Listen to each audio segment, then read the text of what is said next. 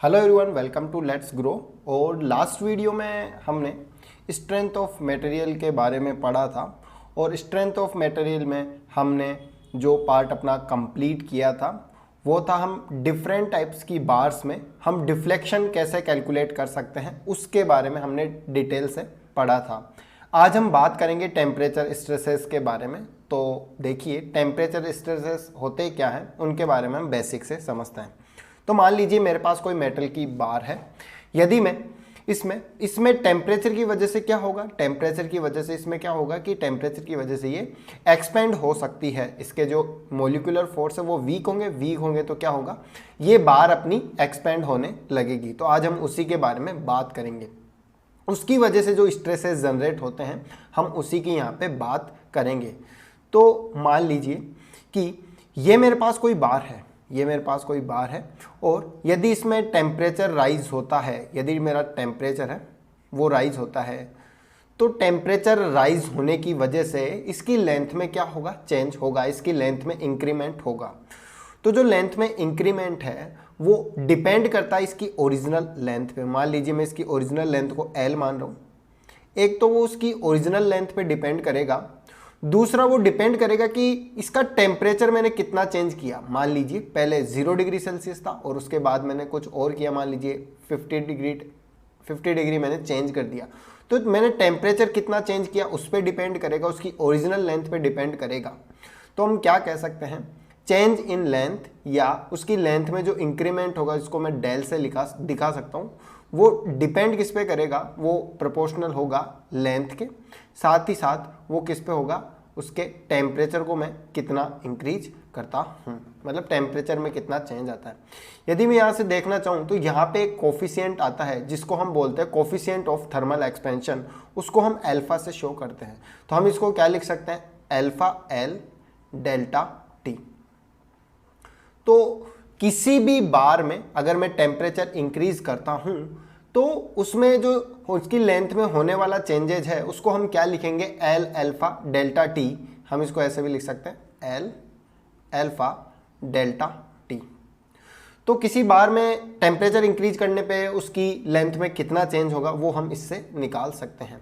अब मैं यहाँ पे एक इंपॉर्टेंट बात करूंगा। देखिए, अगर मेरी बार फ्री है, ये जो बार है यहाँ पे अगर ये फ्री है, किसी भी प्रकार का रेस्ट्रिक्शन यहाँ पे नहीं लग रखा है, तो मैं अगर इसमें टेम्परेचर इंक्रीज करता हूँ तो इसके जो मोलिकुलर फोर्स है वो वीक होंगे और वीक होने के बाद वो बिल्कुल एक्सपेंड होना स्टार्ट हो जाएगा। और एक्सपेंड होना स्टार्ट हो जाएगा तो उस मटेरियल में किसी भी प्रकार का रेजिस्टेंस फोर्स नहीं लगेगा, रेजिस्टिव फोर्स नहीं लगेगा।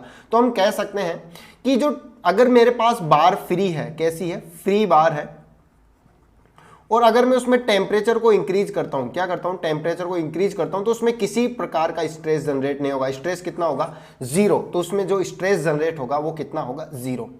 तो हम क्या कह सकते हैं कि कोई भी बार है उसमें टेम्परेचर इंक्रीज होगा और यदि वो बार फ्री है तो उसमें स्ट्रेस जो डेवलपमेंट होगा वो कितना होगा, 0। बट स्ट्रेस जो जनरेट हो रहा है वो तो 0 हो रहा है, लेकिन बार की जो लेंथ है उसमें तो चेंजेज आ रहा है। मान लीजिए बार एक्सपेंड होकर मेरी इतनी हो गई तो उसमें स्ट्रेन तो आएगा क्योंकि उसकी लेंथ में चेंज हुआ है। तो हम क्या कह सकते हैं कि उसमें स्ट्रेस तो 0 होगा लेकिन उसमें स्ट्रेन कितना डेवलप होगा वो हम निकाल सकते हैं। और आपको पता है स्ट्रेन क्या होगा, स्ट्रेन के बारे में आप सभी को पता है, स्ट्रेन क्या होता है, change in length divide by original length. तो अगर मैं बात करूं लेंथ में कितना चेंज हुआ, आप यहां से देख सकते हैं कि लेंथ में कितना चेंज हुआ, लेंथ में चेंज हुआ एल अल्फा डेल्टा टी। और ओरिजिनल लेंथ की मैं बात करूं तो वो कितनी होगी, एल। तो अगर एल से मैं एल कैंसिल आउट करूं तो अल्फा डेल्टा टी यहां पे क्या होगा, स्ट्रेन का वैल्यू होगा जो इस बार के अंदर टेम्परेचर इंक्रीज होने की वजह से होगा। यहां पे डेल्टा टी क्या है, change in temperature, and alpha क्या है, कोफिशिएंट ऑफ थर्मल एक्सपेंशन। तो आपको समझ में आया होगा। अब हम दूसरे केस की बात करते हैं। ये तो मेरा पहला केस था जहां पे जो अपनी बार थी वो कैसी थी, फ्री, एकदम फ्री कंडीशन में थी। अब मैं दूसरे केस की बात करता हूं जिसमें बार कैसी होगी, रिस्ट्रेंट होगी। रिस्ट्रेंट का मतलब जिसको हमने रिजिडली फिक्स कर दिया होगा। तो अब हम उसी की बात करते हैं। तो अब हमने एक बार का डायग्राम बनाया है जो रेस्ट्रेंट है, मतलब कि फिक्स है दो सपोर्ट के बीच। इसका मतलब यह है कि अब बार एक्सपेंड नहीं हो सकती। तो देखिए, अगर इसमें हम टेम्परेचर को राइज करते हैं या डिक्रीज करते हैं, एक ही बात है, तो देखिए अगर मैं टेम्परेचर को इसमें इंक्रीज करता हूं तो क्या होगा, ये बार एक्सपेंड होने की कोशिश करेगी, लेकिन रिस्ट्रेंट होने की वजह से, फिक्स होने की वजह से ये एक्सपेंड नहीं कर पाएगी। और आपको मैंने अभी बताया कि अगर ये बार फ्री होती तो इसमें स्ट्रेन कितना जनरेट होता, आप कहते हैं इसमें स्ट्रेन जो जनरेट होता वो होता अल्फा डेल्टा टी का स्ट्रेन इसमें क्या होता, जनरेट होता। अब देखिए मैं क्या कह रहा हूं कि ये मेरे पास बार है और इस बार में अभी जो मैं टेम्परेचर को इंक्रीज कर रहा हूं, टेम्परेचर को क्या कर रहा हूं, मैं इंक्रीज कर रहा हूं। हाँ, टेम्परेचर को यदि मैं इंक्रीज कर रहा हूं तो इसकी लेंथ में कोई भी चेंज नहीं आ पाएगा, क्योंकि इस बार को मैंने रिजिडली फिक्स कर रखा है। अब फिक्स कर रखा है तो देखिए इसमें स्ट्रेस तो जनरेट होगा, क्यों, अब हम देखते हैं। मान लीजिए ये बार एक्सपेंड होने की कोशिश कर रही है, लेकिन रिस्ट्रेंट होने की वजह से, फिक्स होने की वजह से इन सपोर्ट की तरफ से ये बार क्या होगी, ये बार एक्सपेंड होने की कोशिश कर रही है, लेकिन सपोर्ट इस पे अपोजिट डायरेक्शन में फोर्स लगाएंगे, वो रोकने की करेंगे, वो इसको रोकने की कोशिश करेंगे, इस बार को एक्सपेंड होने से रोकने की कोशिश करेंगे, क्योंकि वो जो सपोर्ट है वो कैसे है, फिक्स है, हमने बार को रिस्ट्रेंट कर दिया है। तो अब हम क्या कह सकते हैं कि जब अपोजिट रेजिस्टिव फोर्स यहां पे डेवलप हो रहा है तो हम क्या कह सकते हैं, यहां पे स्ट्रेस भी क्या होगा, डेवलप होगा। स्ट्रेस यहां पे क्या होगा, डेवलप, क्योंकि टेम्परेचर की वजह से बार एक्सपेंड होने की कोशिश कर रही है, लेकिन जो रिजिडली फिक्स है या जो सपोर्ट है उनकी वजह से उसके ऊपर अपोजिट डायरेक्शन में वो उस एक्सपेंडेशन को रोकना चाहते हैं। इस वजह से हम कह सकते हैं कि उसमें क्या होगा, स्ट्रेस जनरेट होगा। अब मैं उस स्ट्रेस की वैल्यू निकालना चाहता हूं, तो देखिए अगर मैं बात करूं आपके सामने, स्ट्रेस इक्वल्स टू क्या होता है, स्ट्रेस इक्वल्स टू आप सभी को पता है, स्ट्रेस इक्वल्स टू होता है E into strain, elasticity into strain. अब देखिए यदि ये बार फ्रीली होती तो इसमें कितना स्ट्रेन आता, तो आप कहते हैं इसमें स्ट्रेन आता अल्फा डेल्टा टी, कितना आता, अल्फा डेल्टा टी इसमें स्ट्रेन डेवलप होता। लेकिन इस जो सपोर्ट है मेरे पास, रिजिडली इसको फिक्स किया है, इसने कितने स्ट्रेन को प्रिवेंट किया है, मतलब कितना स्ट्रेन नहीं होने दिया है। तो आप कह सकते हैं कि ये जो स्ट्रेन है, इस स्ट्रेन को इन सपोर्ट्स ने रोक रखा है। तो अब आप समझ सकते हैं कि इसमें स्ट्रेन कितना डेवलप होता, स्ट्रेन डेवलप होता अल्फा डेल्टा टी। तो अब हम मैं क्या कह सकता हूं कि इसमें जो स्ट्रेस डेवलप होगा वो कितना होगा, ई इंटू जितना स्ट्रेन को इसने प्रिवेंट कर रखा है, जितना रोक रखा है, तो क्या हो जाएगा, अल्फा डेल्टा टी। तो हम कह सकते हैं कि यदि मेरे पास कोई बार है, उसको मैंने रिजिडली फिक्स कर दिया है, रेस्ट्रेंट कर दिया है, तो उसमें जो डेवलप होने वाला स्ट्रेस होगा वो क्या होगा, ई अल्फा डेल्टा टी। उम्मीद है आपको समझ में आया होगा। अब हम बात करते हैं, यदि मैं टेम्परेचर को इंक्रीज करता हूं, यदि मैं टेम्परेचर को इंक्रीज करता हूं तो बार के अंदर जो स्ट्रेस डेवलप होगा वो कैसा होगा, देखिए टेम्परेचर की वजह से एक्सपेंड होने की कोशिश करेगी, लेकिन रिजिडली फिक्स होने की वजह से उस पे अपोजिट डायरेक्शन में फोर्स लगेगा, एक्सपेंड को रोकेंगे, तो हम क्या बोलेंगे, उसमें कंप्रेसिव फोर्स लगेगा, कंप्रेसिव स्ट्रेस जनरेट होगा, कंप्रेसिव फोर्स अप्लाई होगा, कंप्रेसिव स्ट्रेस जनरेट होगा। अगर मैं टेम्परेचर को कम करता हूं, डाउन करता हूं, तो देखिए टेम्परेचर डाउन होगा, लेकिन जो सपोर्ट्स है उसको डाउन, मतलब कि उसके जो लेंथ उसको कम नहीं होना देंगे, यानी उसको प्रिवेंट करेंगे बार कोई लेंथ को कम होने से। तो हम क्या कह सकते हैं, वो उसको खींचने की कोशिश करेंगे, मतलब कि जो सपोर्ट है वो, तो क्या बोल सकते हैं हम, उस टाइम पे इसमें जो स्ट्रेस जनरेट होगा वो कैसा होगा, टेंसाइल स्ट्रेस जनरेट होगा। ये काफी इंपॉर्टेंट बात है, हम इसे याद रख सकते हैं। Temperature increase, compressive stress generate होगा, टेम्परेचर डिक्रीज करेंगे तो उसमें टेंसाइल स्ट्रेस जनरेट होगा। अब हम टेम्परेचर की वजह से डिफरेंट कंडीशन देखेंगे, जैसे अगर मेरे पास कंपोजिट बार है तो उसमें क्या इफेक्ट आता है। तो देखिए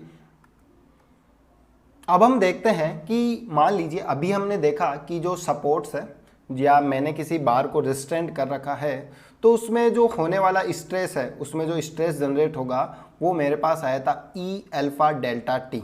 ओके, तो ये मेरे पास उसमें डेवलप होने वाला स्ट्रेस का वैल्यू था। अब देखिए हम तीसरे केस की बात कर रहे हैं, यदि ये अपना जो सपोर्ट्स है वो यील्ड कर जाए डेल्टा माउंट से, यील्ड करने का मतलब है कि ये डेल्टा माउंट से खिसक जाए, मूव कर जाए, तो क्या होगा, तो देखिए जब सपोर्ट्स यील्ड नहीं करता है, बिल्कुल भी नहीं खिसकता है, तो वो कितने स्ट्रेन को रोक के रखता है, मतलब कितनी जो उसकी लेंथ के अंदर एक्सटेंशन है उसको प्रिवेंट करके रखता है। तो हमने अभी देखा था कि वो कितनी लेंथ को या कितने लेंथ को प्रिवेंट करके रखता है, तो वो अपने पास होता है एल अल्फा डेल्टा टी, इतनी लेंथ को वो प्रिवेंट करके रखता है, ठीक है। और उसकी वजह से जो स्ट्रेस डेवलप होता है वो होता है ई अल्फा डेल्टा टी। ये आपको क्लियर होगा। अब देखिए अभी क्या हुआ कि जो मेरा सपोर्ट है वो डेल्टा माउंट से क्या हो गया, डेल्टा माउंट से मूव कर गया, ठीक है, या खिसक गया। तो अब हम क्या बोल सकते हैं कि पहले ये L alpha delta T amount को रोक रखा था, जो मेरा ये सपोर्ट्स है इसने क्या कर रखा था, प्रिवेंट कर रखा था एक्सटेंशन को। कितने एक्सटेंशन को, एल अल्फा डेल्टा टी को। लेकिन जो डेल्टा अमाउंट से ये मूव कर गया, तो अब जो मान लीजिए पहले इसने एल अल्फा डेल्टा टी जो एक्सटेंशन है इसको प्रिवेंट कर रखा था, लेकिन अब क्या हुआ, जो ये सपोर्ट्स के यील्ड होने की वजह से ये केवल अब कितना, केवल ये इतनी सी जो लेंथ है इसको रेस्ट्रेंट कर पाएगा, ये जो अपना सपोर्ट है वो। और इसकी वैल्यू कितनी होगी, इसकी वैल्यू होगी कितना एक्सटेंशन को प्रिवेंट कर पाएगा, तो ये कर पाएगा L alpha delta T minus delta, क्योंकि ये अब इसको प्रिवेंट नहीं कर पाएगा क्योंकि इतना तो एक्सपेंड उसमें हो चुका है। तो अब जितना स्ट्रेन, जितना लेंथ को, जितना एक्सटेंशन को वो प्रिवेंट कर पाएगा उसी की हम बात करेंगे।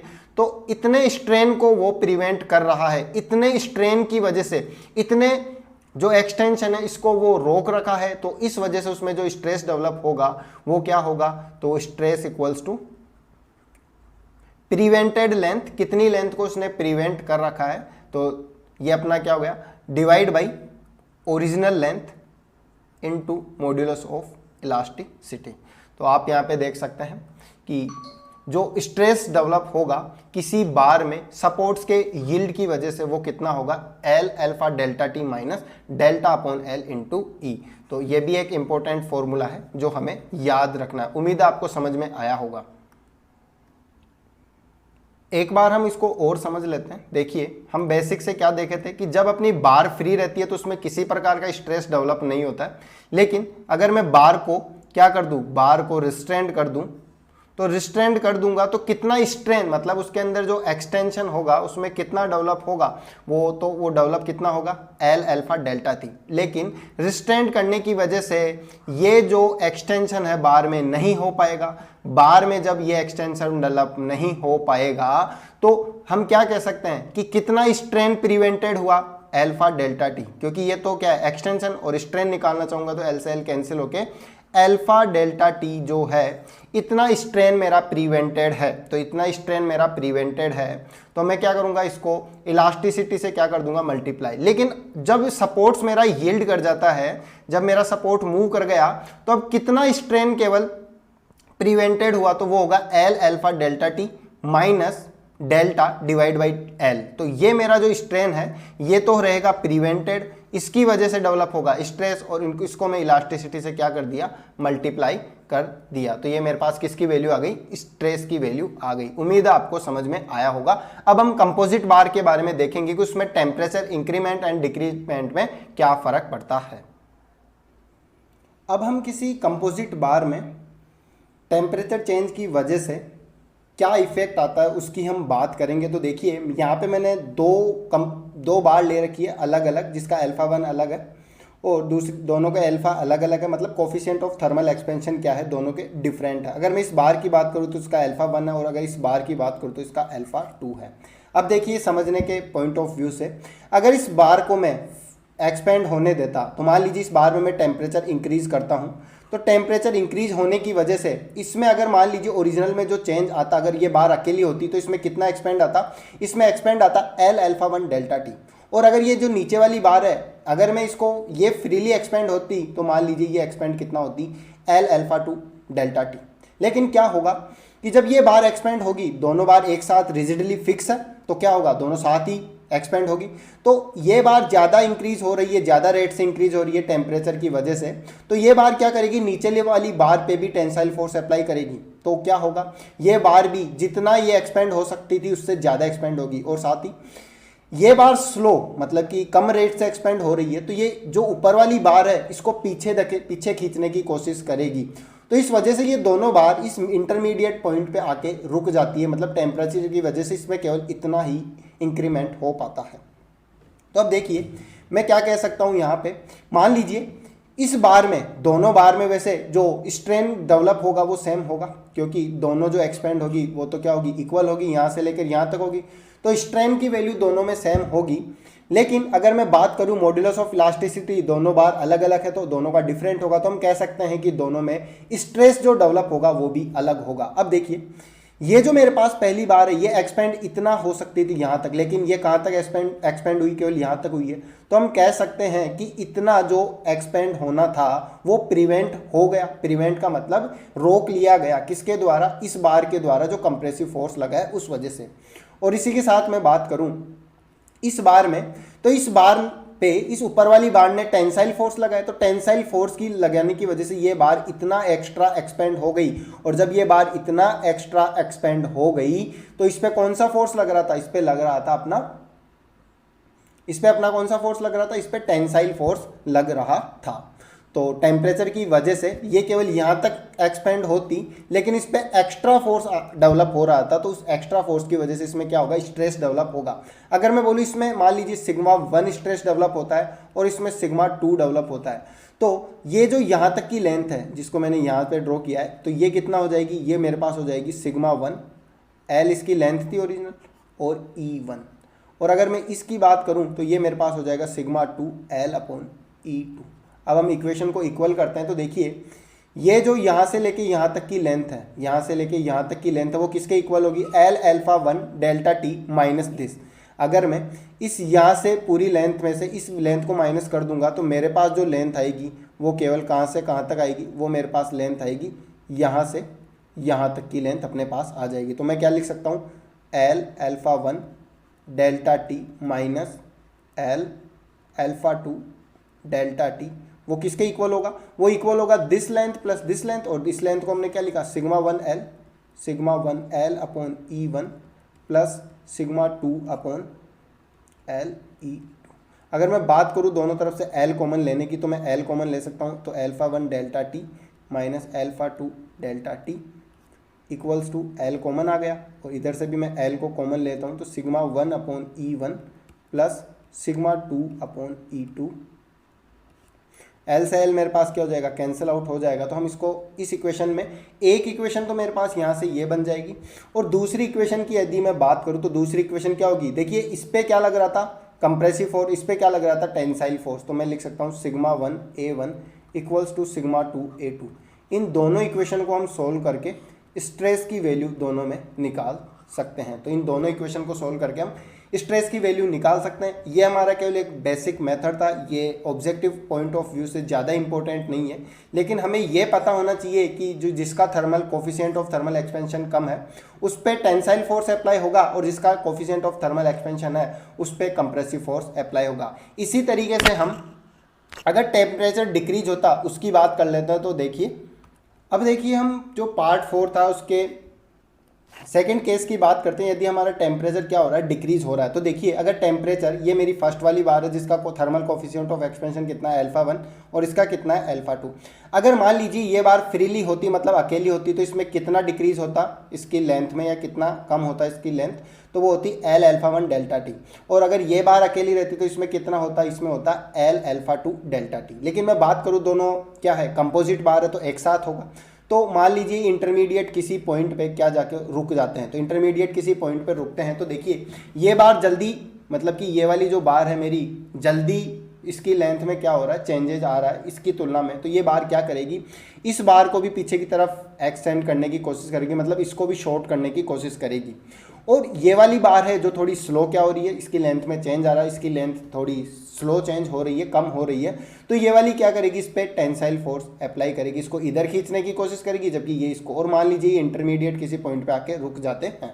तो देखिए अब मैं क्या करूंगा, वैसे इस वाले सेक्शन पे टेंसाइल फोर्स और कंप्रेसिव फोर्स इक्वल होंगे, तो एक इक्वेशन तो मेरी क्या बन जाएगी, sigma 1 A1 equal to sigma 2 A2, जहाँ पे सिग्मा 1 स्ट्रेस किसमें है, येलो बार में सिग्मा 1 स्ट्रेस है और A1 इसका एरिया है। इसी तरीके से मैं अगर इसकी बात करूँ तो इसका क्या हो जाएगा, सिग्मा 2 एंड एरिया कितना हो जाएगा, A2 इसका एरिया हो जाएगा। अब देखिए हम क्या करते हैं, अगर मैं इस एल अल्फा 1 डेल्टा टी में से इसको माइनस करूँ तो मेरे पास इतना था लेंथ बचेगा, तो मैं क्या लिख सकता हूँ, L alpha 1 delta T minus L alpha two delta T. अब इक्वल किसके होगा, this length and this length, यहाँ से यहाँ तक की लेंथ एंड यहाँ से यहाँ तक की लेंथ। अगर मैं इस लेंथ को निकालना चाहूँ तो कैसे निकालूंगा कि ऊपर वाली बार में स्ट्रेस कितना है, सिग्मा 1, लेंथ कितनी है एल, और इसका मॉड्यूलस ऑफ इलास्टिसिटी कितना होगा E1, क्या लिख सकते हैं E1, और इसका कितना होगा E2, क्योंकि दोनों बार अलग अलग है। इसी तरीके से इसका कितना हो जाएगा सिग्मा 2 एल एंड E2। अगर मैं बात करूँ एल कॉमन लेके हम कैंसिल आउट कर सकते हैं सभी से, तो ये हमारे पास दो इक्वेशन बन गई। इनको सोल्व करके हम जो सिग्मा 1 एंड सिग्मा 2 की वैल्यू कैलकुलेट कर सकते हैं। उम्मीद है आपको ये समझ में आया होगा।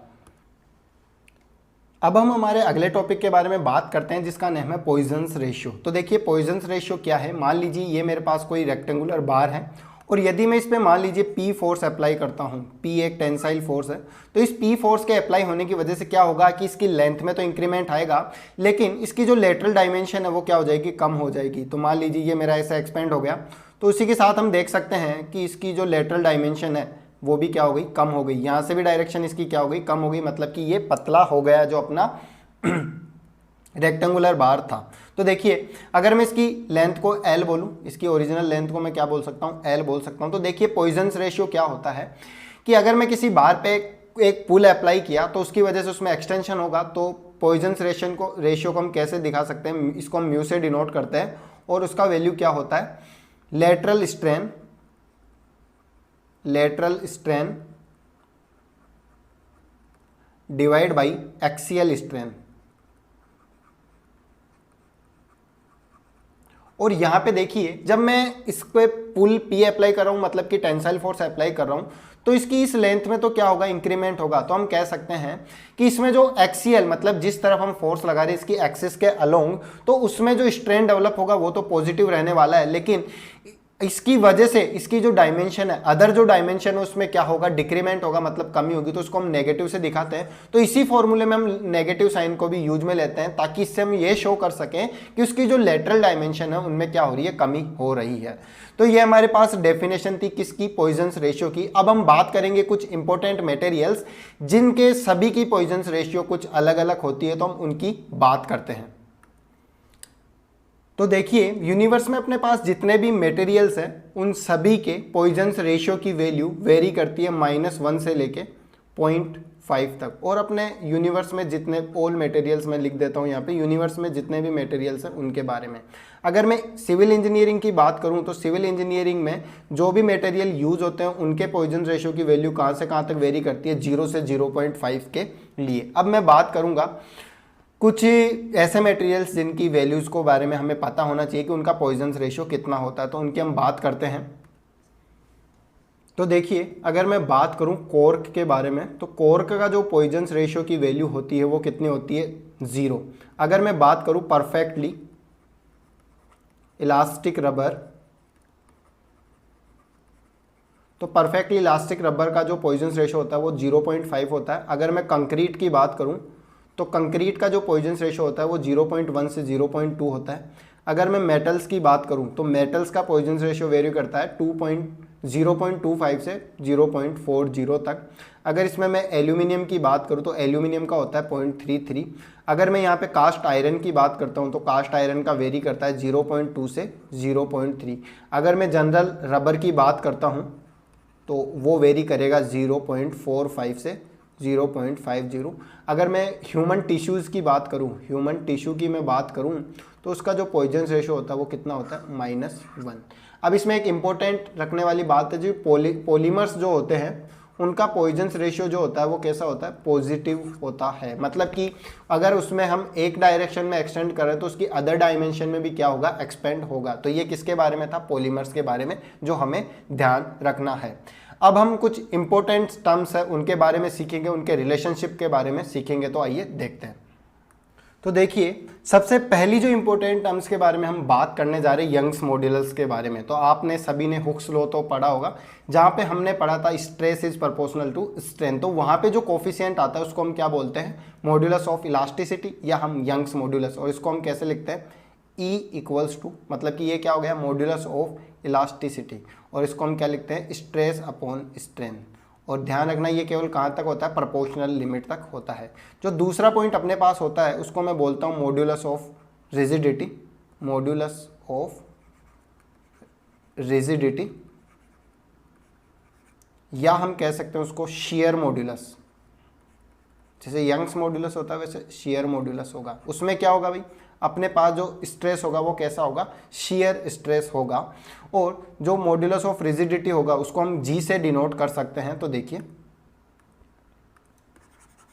मॉड्यूलस ऑफ रिजिडिटी को हम किससे डिनोट करेंगे, जी से डिनोट करेंगे। और जी से डिनोट करने के बाद उसमें जो स्ट्रेस होगा हम उसको शियर स्ट्रेस को टो से रिप्रेजेंट करेंगे और उस शियर स्ट्रेन को हम फाई से रिप्रेजेंट करेंगे। तो ये अपना फॉर्मूला किसका हो गया, ये अपना हो गया मॉड्यूलस ऑफ रिजिडिटी या शियर मॉड्यूलस का। अब हम तीसरी टर्म्स के बारे में बात करते हैं। तो देखिए तीसरी जो टर्म्स है अपने पास, जिसको मैं लिख सकता हूं बल्क मॉड्यूलस। बल्क मॉड्यूलस की हम बात करेंगे तो बल्क मॉड्यूलस को हम के से डिनोट करते हैं। और बल्क मॉड्यूलस होता क्या है,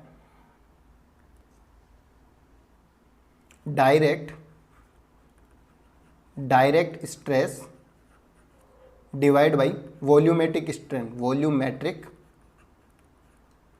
स्ट्रेन। ये मेरे पास बल्क मॉड्यूलस की क्या होती है, वैल्यू होती है।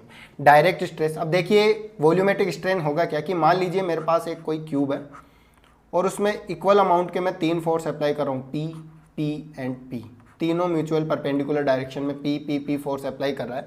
तो उसमें वॉल्यूमेट्रिक स्ट्रेन डेवलप होगा और जो डायरेक्ट स्ट्रेस क्या होगा, वो क्या होगा, सिग्मा होगा। तो जो डायरेक्ट स्ट्रेस, उसको मैं सिग्मा लिख देता हूँ। तो जो डायरेक्ट स्ट्रेस की वैल्यू सिग्मा होगी और वॉल्यूमेट्रिक स्ट्रेन, इसकी वजह से कितना वॉल्यूमेट्रिक स्ट्रेन आएगा उसको भी हम सीखेंगे अभी लास्ट में। तो अभी हमें केवल इतना ध्यान रखना है कि बल्क मॉड्यूलस होता क्या है। तो उम्मीद है आपको ये समझ में आया होगा। अब हम वॉल्यूमेट्रिक स्ट्रेन के बारे में देखेंगे। तो देखिए वॉल्यूमेट्रिक स्ट्रेन को हम EV से डिनोट करते हैं। और जो वॉल्यूमेट्रिक स्ट्रेन होता है वो होता क्या है, change in volume divide by original volume. जैसे एक्सियल स्ट्रेन क्या होता है, change in length divide by original length, वैसे वॉल्यूम में क्या हो जाएगा, change in volume divide by original volume. तो इसको समझते हैं। मान लीजिए कि मेरे पास कोई क्यूबॉइड है जिसकी एक डायमेंशन है x, दूसरी डायमेंशन है y और तीसरी डायमेंशन है कितनी, z। अगर मैं इस पर कोई sigma x, sigma y and sigma z क्या कर रहा हूँ, फोर्स अप्लाई करता हूं, तो इसमें क्या होगा, इसके वॉल्यूम में चेंज होगा। तो मान लीजिए इसकी जो लेंथ x है उसमें कुछ चेंज हुआ डेल x का, इसकी लेंथ y में चेंज हुआ डेल y का, एंड इसकी जो z लेंथ इसमें चेंज हुआ डेल z का। तो इसका ओरिजिनल जो वॉल्यूम होगा वो कितना होगा, v equals to x, y and z। अगर मैं इसके वॉल्यूम चेंज की बात करूं तो अब जो दूसरी कंडीशन में इसका वॉल्यूम होगा वो कितना हो जाएगा, इसको मैं v2 मान लेता हूँ। तो अब जो इसका वॉल्यूम होगा वो कितना हो जाएगा, तो हम क्या करेंगे, इसको चेंज करके x plus del x, y plus del y and z plus del z. तो अब हम इसको सोल्व करेंगे। तो देखिए अगर मैं इसको यहाँ से मल्टीप्लाई करता हूँ तो यहाँ पे मेरे पास आ जाएगा एक्स वाई, एंड इसको मैं अगर यहाँ से मल्टीप्लाई करता हूँ तो x del y plus del x y and del x del y. अगर फिर से अब मैं क्या कर रहा हूँ, जेड प्लस डेल जेड बच जाएगा। तो अब मैं इस पूरी टर्म्स को इस जेड प्लस जेड डेड से क्या कर देता हूँ, मल्टीप्लाई कर देता हूँ। तो क्या आ जाएगा, एक्स वाई जेड, एंड ये इससे हो जाएगा तो x y del z. Okay, उसके बाद ये टर्म इससे मल्टीप्लाई होगी तो x z del y, and ये इससे होगी तो x del y del z. इसी टाइप से ये वाली जो मेरी टर्म्स है ये मल्टीप्लाई होगी तो del x y z plus del x del z y, and last वाली टर्म मेरी मल्टीप्लाई होगी del x del y z plus del x del y and del z. यहाँ पे मैं क्या करूँगा, जिन किसी भी टर्म्स में डबल बार डेल आ रहा है, मतलब कि वो काफ़ी छोटी टर्म्स है, तो मैं उन सबको नेगलेक्ट कर लूँगा। तो ये मेरे पास नेगलेक्ट हो जाएगी, ये भी मेरे पास नेगलेक्ट हो जाएगी, क्योंकि इसमें क्या आ रहा है, डेल एक्स डेल वाई आ रहा है ये, और इसके अंदर क्या आ रहा है, डेल जेड डेल एक्स आ रहा है। तो ये भी मेरी इस टर्म्स को भी मैं क्या कर दूंगा, नेगलेक्ट कर दूंगा। इसी के साथ इस टर्म्स को भी मैं क्या कर दूंगा, नेगलेक्ट कर दूंगा। तो अब मेरे पास जो फाइनल टर्म्स बचेगी हम उसको लिख लेते हैं। तो देखिए ये मेरा फाइनल जो वॉल्यूम है वो आ चुका है। अब मुझे क्या करना है, चेंज इन वॉल्यूम निकालना है। तो चेंज इन वॉल्यूम कितना होगा, चेंज इन वॉल्यूम हो जाएगा, चेंज इन वॉल्यूम क्या हो जाएगा, v2 माइनस v1 हो जाएगा। तो यहाँ पे देखिए क्या हो जाएगा, x y z plus x y del z plus y z del x plus x z del y minus x y z, क्योंकि ओरिजिनल वॉल्यूम कितना है एक्स वाई जेड, तो यहाँ से ये क्या हो जाएगा, कैंसिल आउट हो जाएगा और मेरे पास जो टर्म्स बचेगी चेंज इन वॉल्यूम वो आ जाएगी। चेंज इन वॉल्यूम वाली जो टर्म्स बचेगी वो आएगी x y del z plus y z del z plus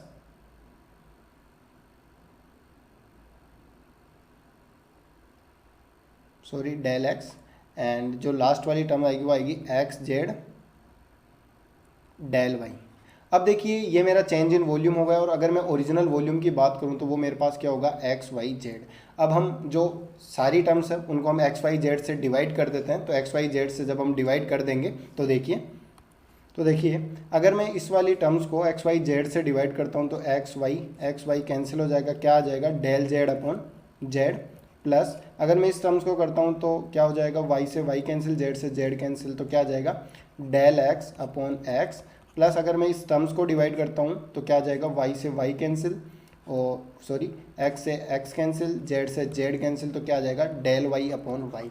तो ये इसको हम क्या कह सकते हैं, जेड डायरेक्शन में इसका जो एक्सटेंशन हुआ वो, तो हम क्या लिख सकते हैं, volumetric strain equals to strain in Z direction, strain in x direction and strain in Y direction. तो हम इसको लिख सकते हैं E X plus E Y plus E Z.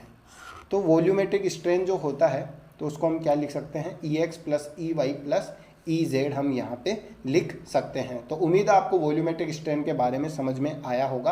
अब हम बात करते हैं, इसको रिलेट करते हैं वॉल्यूमेट्रिक स्ट्रेन को पॉइजन्स रेशियो से, कि क्या अपने पास रिलेशन आता है। अभी हमने पॉइजन्स रेशियो के बारे में पढ़ा था, तो देखिए मैंने बताया था आपको पॉइजन्स रेशियो क्या होता है, माइनस लेटरल स्ट्रेन, लेटरल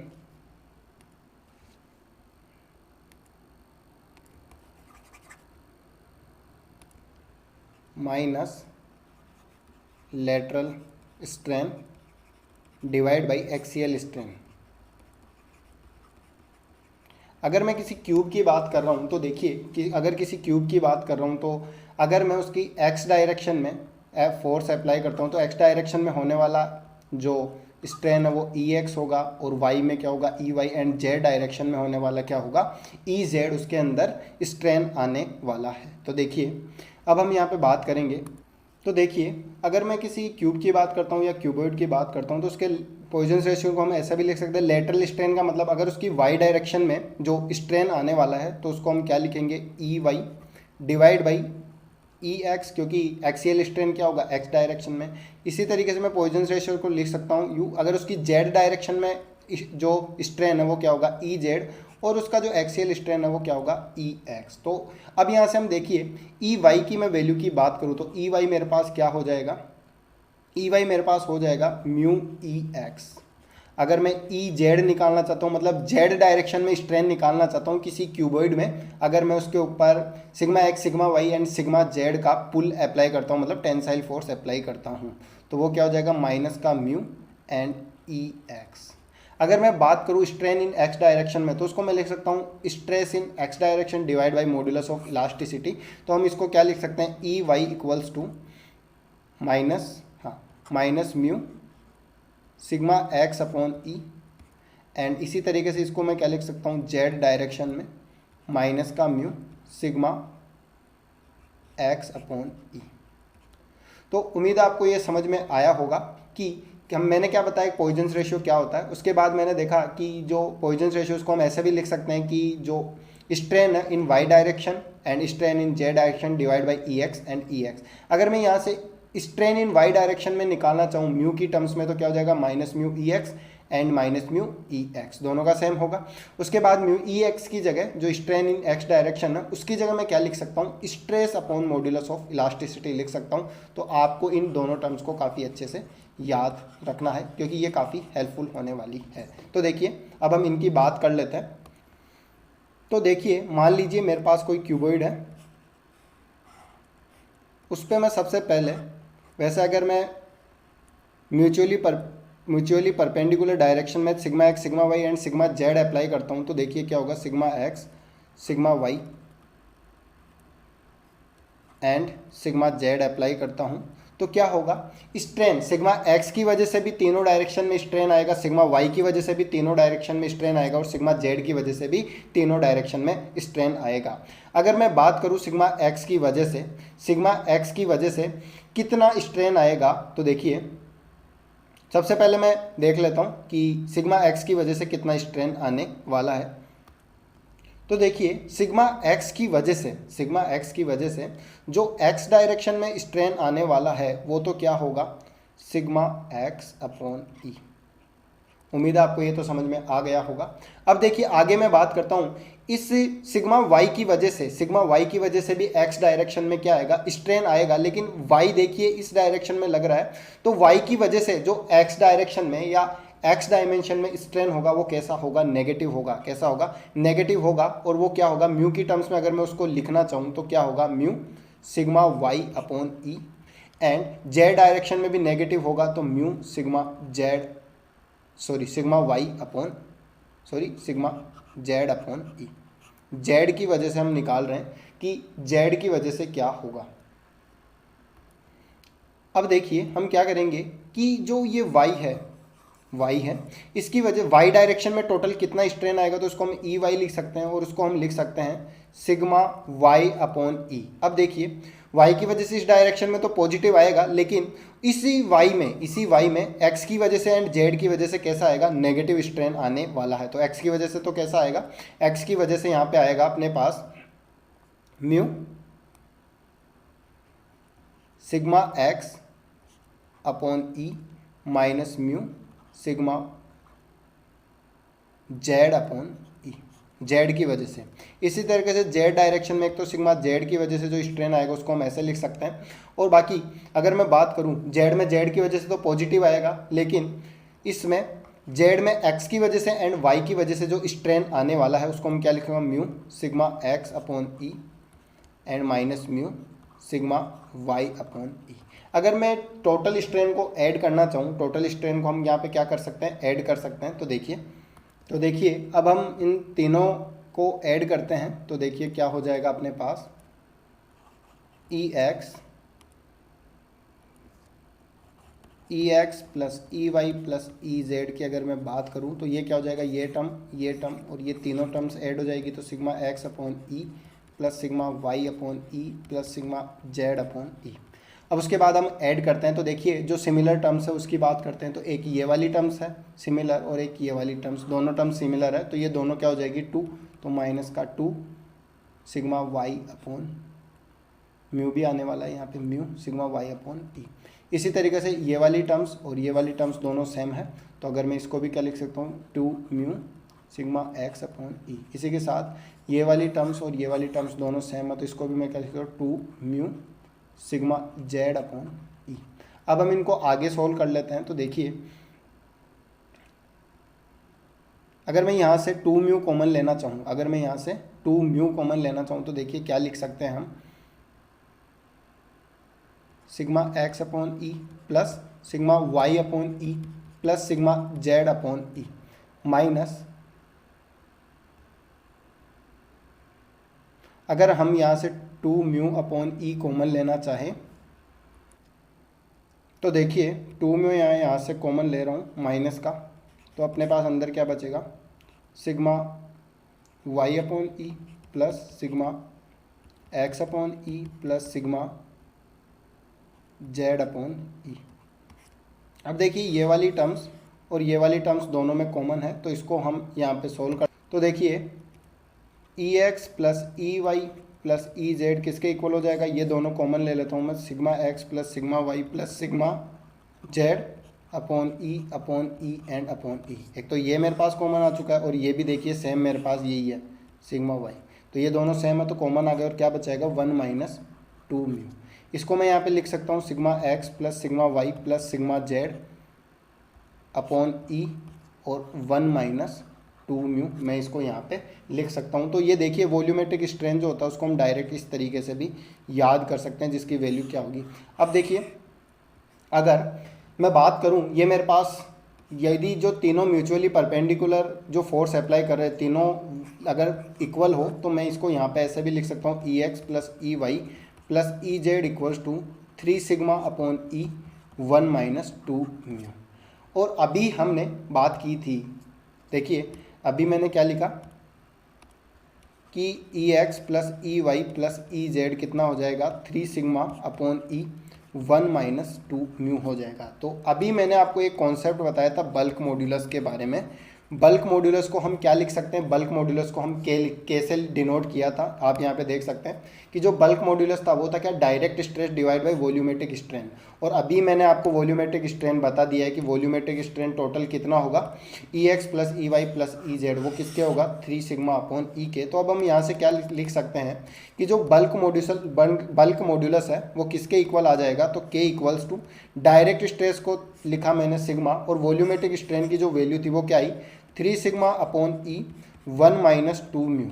तो अगर मैं यहाँ से सिग्मा से ये कैंसिल हो गया तो के की वैल्यू और क्या आ गई ई अपॉन 3 1 माइनस 2 म्यू। तो हमारे पास एक इम्पोर्टेंट रिलेशनशिप आ जाता है किसके बीच, म्यू ई एंड के बीच। किसके बीच, म्यू ई एंड के बीच एक इम्पोर्टेंट रिलेशनशिप आ जाता है। तो जिसको हम एक बार अलग से लिख लेते हैं। तो ये रिलेशनशिप याद रखिए, ये काफ़ी इम्पोर्टेंट अपने लिए होने वाला है। तो देखिए अभी हमने एक तो के बल्क मॉड्यूलस ई और म्यू के बीच एक रिलेशन डेरिवेट किया था, तो वो क्या है, K equals to E upon 3 1 minus 2 mu. Okay, और ऐसा ही मेरे पास एक रिलेशनशिप होता है किसके बीच, जी के बीच, ई के बीच एंड म्यू के बीच। वो जो रिलेशनशिप होता है वो मेरे पास क्या होगा, G equals to E upon 2 1 plus mu.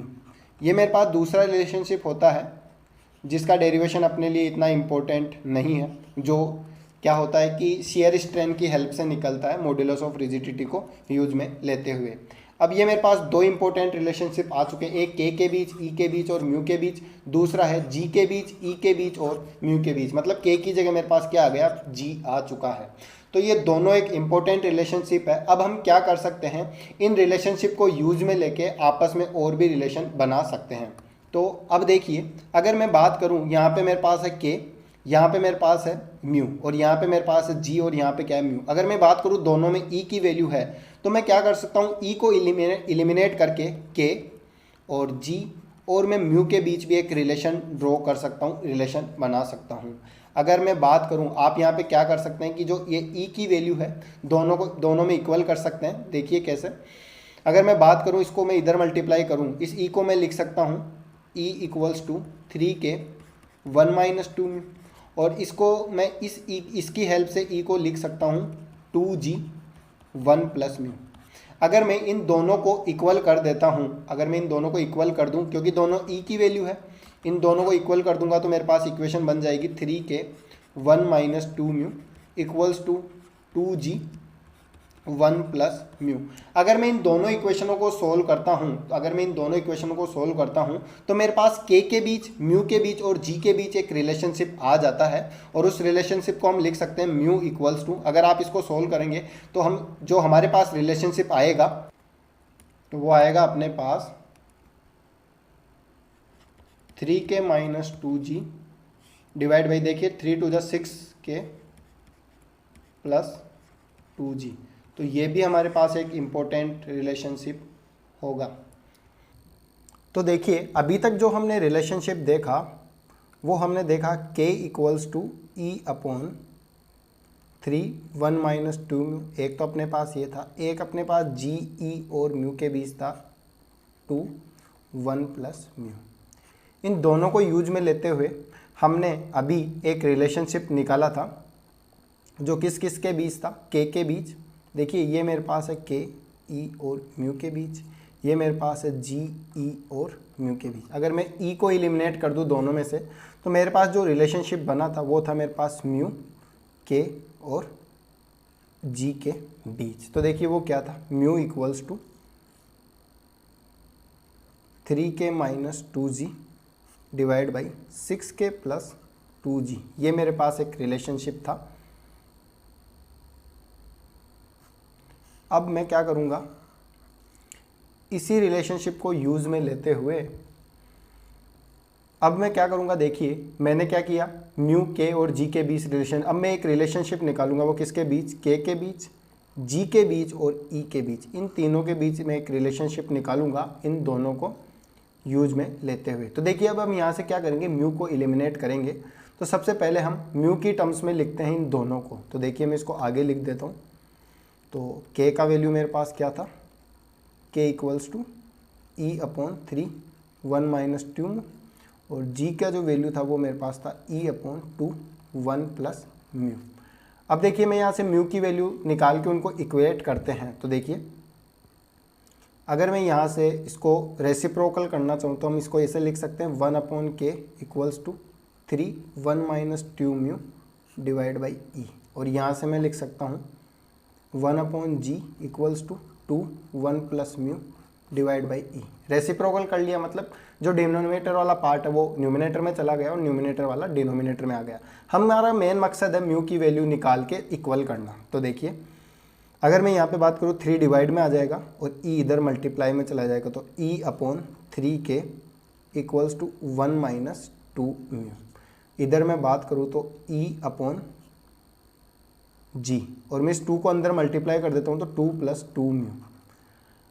अब मैं यहाँ से क्या करने वाला हूँ, यहाँ से मैं जो 2 म्यू की वैल्यू है वो डायरेक्ट पुट कर दूंगा। तो 2 म्यू की वैल्यू मैं यहाँ से क्या निकाल सकता हूँ, ई जी माइनस 2। तो मैं इस वैल्यू को यहाँ पे पुट कर दूंगा। तो देखिए क्या आ जाएगा मेरे पास,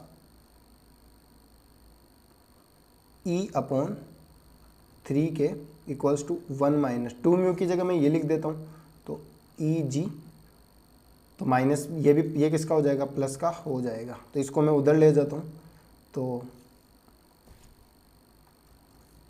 क्या हो जाएगा, ई अपॉन 3 के, ये वाली इस वाली टर्म्स को मैं उधर ले जाऊंगा तो प्लस का हो जाएगा। तो इधर लिख लेता हूँ मैं ई upon 3 K plus E upon G equals to 2 plus 1 कितना होता है, 3 होता है।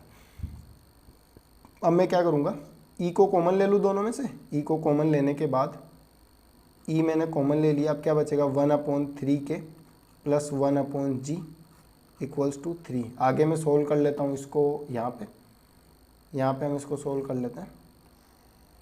तो देखिए इस वाली टर्म्स को यहाँ पे ही कर लेते हैं। इसका मैं ई मेरे पास ऐसे कि ऐसे, इसका मैं एलसीएम लेता हूँ तो क्या आएगा 3 के जी, 3 के से डिवाइड करूँ तो जी प्लस, और जी से डिवाइड करता हूँ तो 3 के, तो 3 के प्लस जी, और इधर क्या है 3। तो इसको मैं आगे सोल्व करूँगा तो देखिए इसको हम लिख सकते हैं ई इक्वल्स टू 3 ये है और ये इधर मल्टीप्लाई में चला जाएगा तो क्या हो जाएगा 9 के जी divide by 3 K plus G. तो ये हमारे पास एक इम्पोर्टेंट रिलेशनशिप आ चुका है। तो हमने 4 रिलेशनशिप पढ़े, उन सभी के बारे में एक बार हम देख लेते हैं। तो देखिए एक रिलेशनशिप हमने ये पढ़ा, ये हमें याद करना है, दूसरा हमें ये याद करना है, तीसरा हमें ये याद करना है, और लास्ट वाला हमने देखा था जो जिसके बारे में हमने डेरिवेशन किया था वो अपना ये है। तो इसको मैं यहाँ पे नोट कर देता हूँ, क्या हो जाएगा E equals to 9 kg 3k plus G. तो ये हमारे पास चारों इंपॉर्टेंट रिलेशनशिप है जो हमें काफ़ी हेल्प करेंगे। अब हम लास्ट टॉपिक की ओर आगे बढ़ रहे हैं। जो लास्ट टॉपिक अपना वो क्या है, इलास्टिक कांस्टेंट। अलग अलग टाइप के मटेरियल्स के अलग अलग डायरेक्शन में अलग अलग इलास्टिक कांस्टेंट होते हैं। तो इलास्टिक जो कांस्टेंट होते हैं उनकी वैल्यू के बारे में बात करेंगे। तो जो अपना होमोजीनियस मटेरियल होता है, होमोजीनियस मटेरियल के लिए हमें 2 इलास्टिक कांस्टेंट की ज़रूरत पड़ती है, और ऑर्थोट्रोपिक के लिए हमें 8 की ज़रूरत पड़ती है, 9 की ज़रूरत पड़ती है, और एनिसोट्रोपिक के लिए हमें 21 इलास्टिक कांस्टेंट की ज़रूरत पड़ती है, क्योंकि इन मटेरियल्स में अलग अलग डायरेक्शन में म्यू की वैल्यू, ई की वैल्यू डिपेंड करती है। तो ये हमारा इम्पोर्टेंट जो लास्ट का पार्ट था ये था। और अब हमारा स्ट्रेंथ ऑफ मटेरियल का जो स्ट्रेस एंड स्ट्रेंथ चैप्टर है वो एंड हो गया है।